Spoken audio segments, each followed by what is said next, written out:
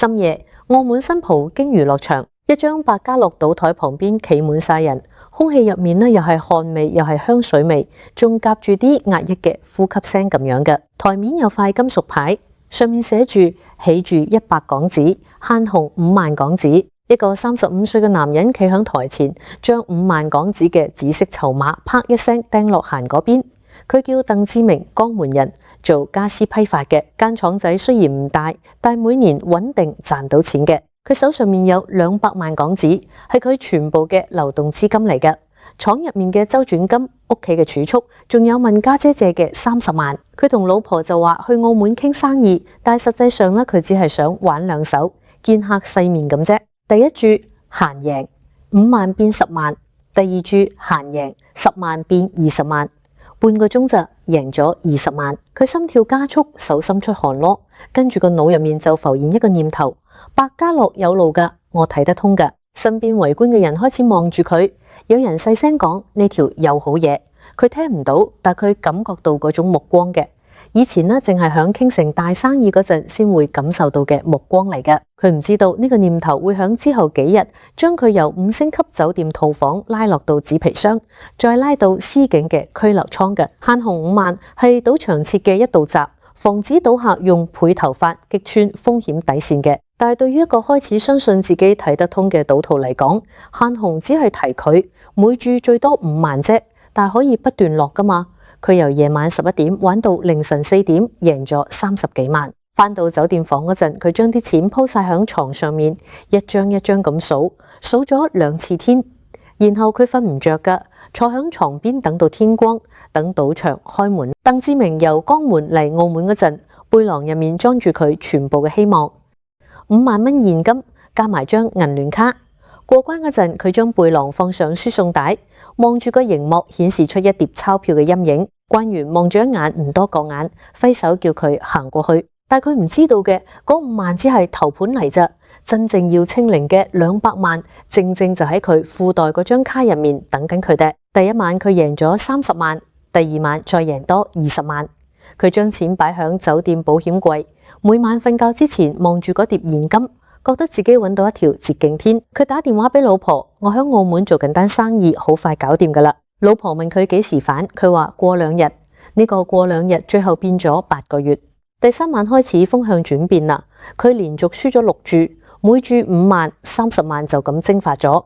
佢開始追，由5萬加到10萬，超出限紅嘅，但佢揾咗隔離台繼續落。第4晚佢由保險櫃攞咗50萬出嚟，2個鐘頭輸晒。第5晚佢將剩低嘅90萬全部攞晒出嚟，佢將保險櫃啲錢分批拎，每次10萬，來回酒店同賭場之間，每次輸完就返房攞錢，然後再返賭場，再輸再返房。由夜晚11點到第二日朝早6點，佢來回行咗10幾轉嘅。酒店走廊嘅地攤好厚，行路冇聲嘅，淨係聽到自己嘅心跳聲咋。最後一次佢企響房入面，打開保險櫃，空嘅佢跪響地攤上面，雙手按住保險櫃入面嘅鐵板，摸到一啲灰塵天，200萬冇晒。佢企起身行去洗手間，開水喉洗面，凍水淋響面上。佢望住鏡入面嗰個自己，眼袋浮腫，面色灰白，頭髮亂晒。佢坐響床邊，望住個電話，唔敢打返屋企啊！呢8日佢由一個帶住200萬現金過關嘅老闆，變成一個戶口得返幾千蚊嘅人。第二朝酒店通知佢退房，公關部嘅信息由鄧生你今日食咩變成一個已讀不回嘅灰色剔。佢企響酒店大堂，背囊入面得返幾件衫同一本過期通行證。佢行去澳門老城區，揾到一間用薄夾板間出嚟嘅房，一晚100蚊。間房細到只放得落一張床同一個行裝架。隔離房住咗一個偷渡嚟嘅黑工，再隔離住咗一個同樣破產嘅賭徒。牆好薄，夜晚聽到人哋瞓覺打鼻鼾嘅聲。佢將僅剩嘅2萬蚊馬糧兌現出嚟，諗住揾個機會翻身。但呢2萬蚊響1日之內，響一張限紅5000蚊嘅細台上面清零。佢企響台前面，望住荷官將最後一塊籌碼收入盒入面，成個人硬晒。佢行出賭場，企響街邊吸煙。佢唔記得自己幾耐冇食過一餐正式嘅飯。佢行去一間便利店，買咗個麵包，企響街邊食。食完之後，佢唔知可以去邊。酒店間房只租咗1晚，而家佢連100蚊都冇。佢企響街頭望住來來往往嘅人，覺得自己好似一個透明人，冇人望佢，冇人理佢，佢只係澳門街頭成千上萬個失敗者之一。第3日佢被房東趕出門口，因為佢冇錢續租。房東係一個60幾歲嘅本地阿婆，講住唔鹹唔淡嘅廣東話話：你冇錢就唔好阻住我做生意。鄧志明想講啲乜，但佢擘大個口，最後都冇出聲。佢拖住個背囊企向街頭，望住來來往往嘅人。佢行去財神賭場後面嘅小巷，響垃圾站隔籬執咗幾塊紙皮箱，鋪響牆角。嗰晚佢瞓響紙皮上面，背脊隔住薄薄嘅紙皮，貼住冰冷嘅石屎地。夜晚有風吹過，佢將外套包緊啲，合埋眼。遠處賭場嘅霓虹燈光由巷口射入嚟，照響佢身上。佢發現咗一個規律：賭場每日會派免費麵包同蛋炒飯，朝早7點一次，晏晝3點一次，凌晨2點半一次。佢記低時間表，每日準時出現。排隊嗰陣，佢企響龍尾，前面係幾個同佢一樣嘅男人，大家都冇出聲，淨係等。有次佢見到一個以前響貴賓廳見過嘅人，着住西裝，由賭場大門口行出嚟，身邊有公關跟住，嗰個人冇見到佢。鄧志明企響龍尾，望住嗰個人上咗一架黑色7人車，車牌係澳門嘅。佢擰翻頭繼續排隊，洗手間有免費水，佢用膠樽裝水飲。隔幾日去公眾浴室沖一次涼，入面有翻盤。佢洗衫、洗頭、洗身，全部用同一塊。佢着住嗰件衫已經發臭，但冇第2件換。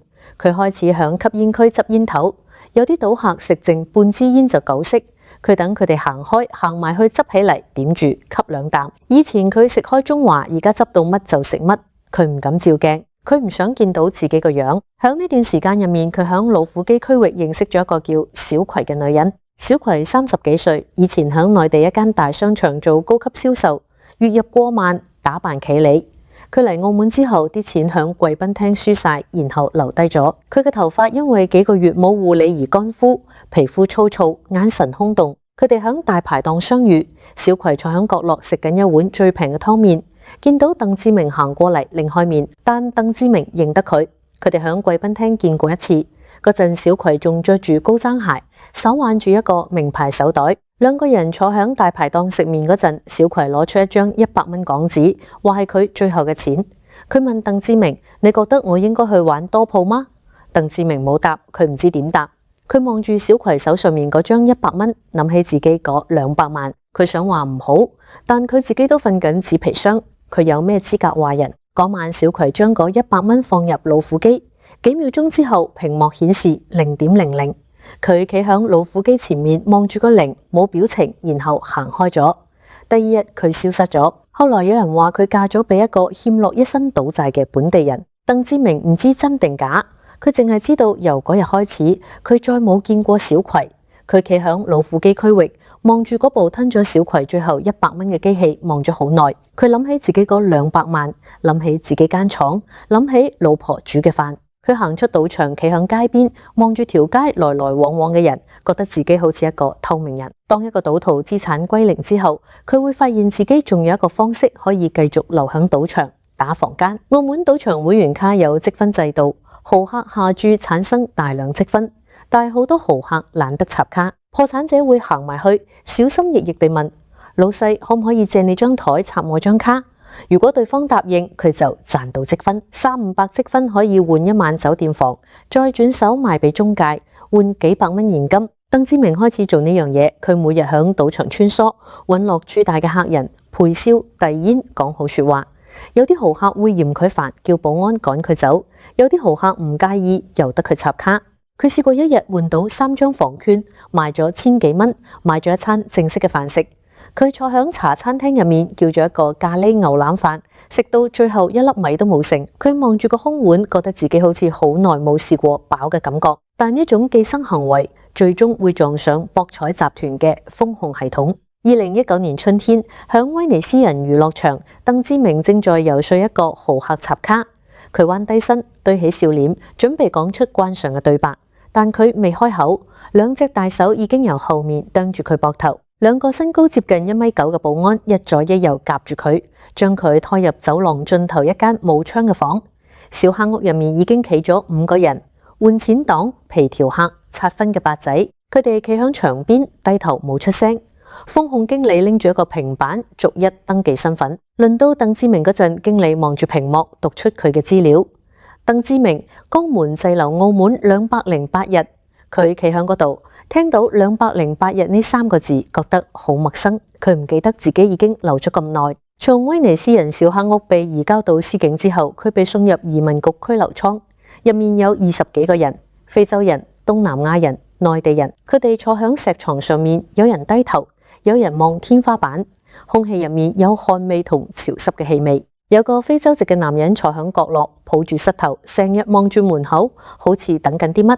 有2個東南亞女人坐埋一齊，低聲傾偈，講嘅語言佢聽唔明。佢自己坐響另一邊，背脊貼住冰冷嘅牆，望住天花板上面嗰盞日光燈。2日後，移民局官員遞俾佢一份文件，上面用繁體中文同葡萄牙文印住行政驅逐令，限制入境3年。底下寫住佢個名、證件號碼、滯留日數208日。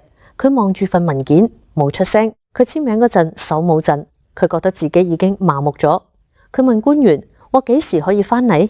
官員望住佢，語氣好平淡。3年之後，佢冇再問。佢被押送到拱北口岸，經特殊通道送出關。行出關口嗰一刻，佢企響珠海嗰邊，望返澳門嗰邊。陽光照響佢身上，佢覺得好刺眼。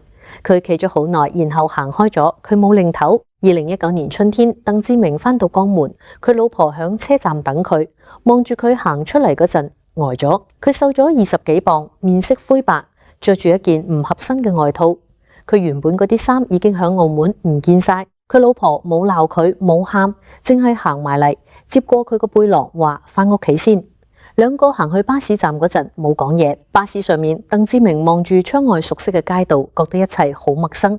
間廠已經冇咗，俾人頂咗，層樓仲響度，但供款斷咗幾個月。老婆用晒自己啲積蓄頂住。2個仔女嘅補習班全部停咗。細嗰個問爸爸幾時返嚟？老婆話快戒啦，而家佢返嚟咗，但佢唔知自己可以做啲乜。佢開始揾工，以前佢請人，而家佢見工。有間家私廠請倉管，月薪4500。佢企響廠房門口等面試嗰陣，見到入面啲工人搬貨，佢諗起自己以前間廠。面試嘅人問佢：你之前做過老闆，點解嚟做倉管？佢話生意失敗咗。對方望住佢，冇再問。佢得到份工，每日搬貨、點數、跟單。月尾出糧4500，佢將人工一分為3，一份還債，一份家用，一份留低。每個月尾佢望住銀行戶口嗰幾千蚊，覺得離嗰200萬好遠，但至少戶口數字係正數。佢開始習慣朝早6點起身，搭巴士返工，夜晚6點收工，搭巴士返屋企。生活好悶，但悶得好安全。鄧志明響嗰間家私廠做倉管，月薪加咗少少，5200，層樓供款重新傾過。每個月要還3000幾，老婆響超市做收銀，月入3000幾，2公婆加埋8000幾，扣晒開支，每個月剩得1000幾蚊。佢2個仔女，大嗰個已經出嚟做嘢，細嗰個讀緊中學。大仔知道老豆以前嘅事，從來唔問。有次食飯，細女問：爸，你以前間廠係點解？鄧志明夾菜嘅手停咗一下，然後話：好耐之前嘅事啦，唔記得啦。佢老婆望住佢，冇出聲。佢有時夜晚收工之後會企響工廠門口望住條街發呆。佢諗起2018年嗰個秋天，帶住200萬現金過關嗰一刻，如果嗰陣有人攔住佢，如果嗰陣佢自己停低諗一諗，佢今日會點？但呢個世界冇如果。佢擰轉身行返屋企，聽日仲要返工。佢從來冇同任何人講過嗰8個月入面發生嘅事。瞓紙皮箱、執煙頭、排隊等免費蛋炒飯，俾保安拖入小黑屋。佢將呢啲嘢收埋響心入面，當冇發生過。但有時夜晚瞓唔着，佢會企響窗前望住街燈，腦入面浮現老虎機屏幕上面嗰個0.00。佢望住街燈望好耐，然後翻上床，閂埋眼。澳門嗰座金塔依然閃亮。每年仲有無數個新嘅鄧志明拖住行李箱行入賭場大廳，以為自己會係例外。而真正嘅例外係嗰啲行得翻出嚟之後冇再翻轉頭嘅人。佢唔知自己算唔算係例外，佢淨係知道每個月尾睇銀行戶口嗰幾千蚊，雖然少，但至少係真嘅。3年禁入期早已過去，佢嘅通行證可以再去澳門，但佢冇去，佢唔會再去。佢有時會諗起限紅5萬嗰張台，如果嗰晚佢贏咗20萬之後即刻走，佢今日會點？如果佢第3晚輸咗30萬之後停手，佢今日會點？如果佢第5晚冇將保險櫃嗰90萬全部攞晒出嚟，佢今日會點？如果佢響紙皮箱上面嗰幾晚有1晚決定返江門，佢今日會點？佢知道呢啲問題冇答案，佢淨係知道限紅只係賭台上面嘅一道線，限制你每注落幾多，但係限制唔到你落幾多次。真正嘅限紅應該響自己心入面，而佢嗰晚企響賭場門口，由8點05分企到8點40分嗰一刻，佢嘅限紅已經過咗。佢企響工廠門口，望住遠處嘅夕陽，天邊由橙色變成紫色，再變成深藍。佢擰轉身行返入廠房，繼續搬貨。聽日仲要返工，後日仲要返工，每一日都要返工，但每一日嘅人工都係由佢自己一雙手賺返嚟嘅。冇人會將佢清零，慾望嘅盡頭係清零，敬畏生活，遠離賭博。小賭不怡情，沉迷生慘案，唔賭先正係真嘅贏。歡迎關注戒賭公益頻道，益點點。我哋希望用賭博嘅個案警醒嗰啲正在參賭、立志戒賭或已成功戒賭嘅人。賭場冇朋友，淨係得輸家。賭海無邊，回頭是岸。